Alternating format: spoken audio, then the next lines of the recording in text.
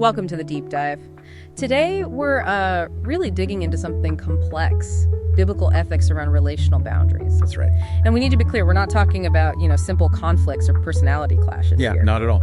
This is about the tough stuff.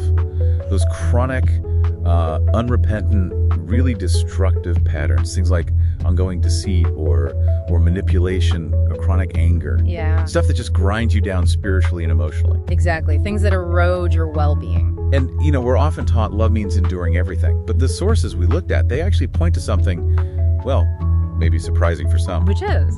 That sometimes strategic separation, pulling back from these destructive patterns, isn't a failure. It's often an act of real wisdom, sometimes self-preservation, and occasionally direct obedience. Okay, let's unpack that, starting with wisdom. The Hebrew concept, hakma. It's more than just head knowledge. Oh, definitely. Think of it like practical skill for living, moral street smarts. Yeah. And this wisdom literature, it actually mandates being proactive. Yeah. Disengaging sometimes. Based on what? Like a principle? Yeah, you could call it the principle of moral contagion. That bad influence rubs off. Okay, give us an example. Well, look at Proverbs 22. It warns you, point blank. Do not associate with a man given to anger or a hot-tempered man. Right. And the reason isn't just avoiding a fight. It says you'll learn his ways and find a snare for yourself.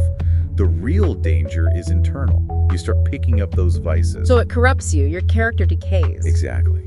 And this isn't just an Old Testament idea. Paul echoes it, 1 Corinthians 15.33. Bad company corrupts good morals.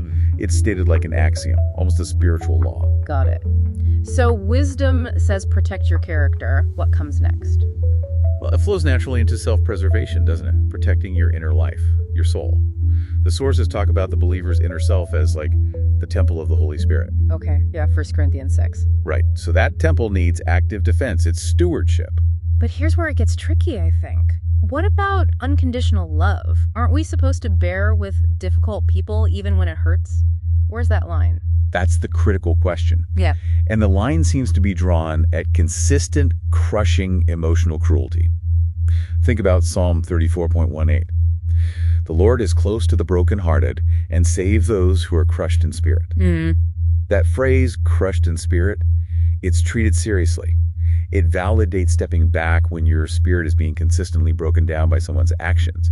That chronic anxiety, the feeling of walking on eggshells, it's taken seriously. So emotional injury isn't something to just suck up indefinitely. Not when it's chronic and crushing, no. Yeah. Which leads right into the limits of peacemaking. Yeah. Romans 12.18 is key here. Right. If it is possible, as far as it depends on you, live at peace. Exactly. If it is possible. And as far as it depends on you, peace is conditional.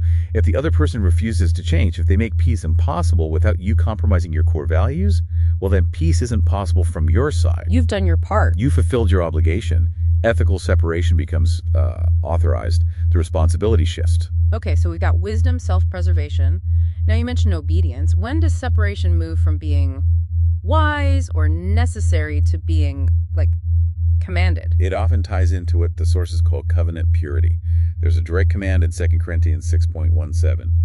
Come out from among them and be separate. That sounds pretty absolute. It is. It's framed as necessary to maintain spiritual integrity, almost like a prerequisite for God's presence and blessing in that context. It shifts separation from just good advice to, well, a duty. And there's that powerful image in Matthew 10, isn't there? The disciples in the dust. Oh, yeah. Shaking the dust off their feet. When a town rejected the message, they were told to do that. It's a physical symbol of finality, of accountability. Like a first century no contact rule. In a way, yes. Yeah. It's you saying, okay, I've done what I can. The outcome, the consequences for your choices are now between you and God. You're marking a boundary and stepping back. This is all really helpful, but here's the rub, I think. How do we make sure this strategic separation doesn't just become, selfish isolation? Cutting people off because we're proud or angry. That is the critical distinction. And the key is intent. Proverbs 18.1 actually condemns the person who isolates himself because he seeks his own desire and rejects counsel. That's driven by arrogance. Okay, so that's retreating from accountability. Exactly. While strategic separation, done rightly, is actually moving towards God's refuge. Think Psalm 91, running to safety, often with the support of wise counsel or community. One is selfish retreat, the other is a commanded retreat for sanctification. Intent makes all the difference. So to recap, we've got wisdom telling us to be discerning, self-preservation allowing us to protect our inner well-being, and obedience sometimes mandating separation for purity. That's the framework.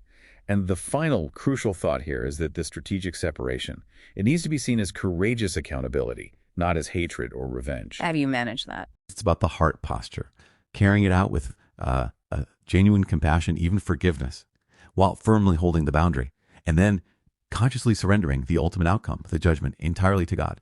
That's the final act of faith in this process.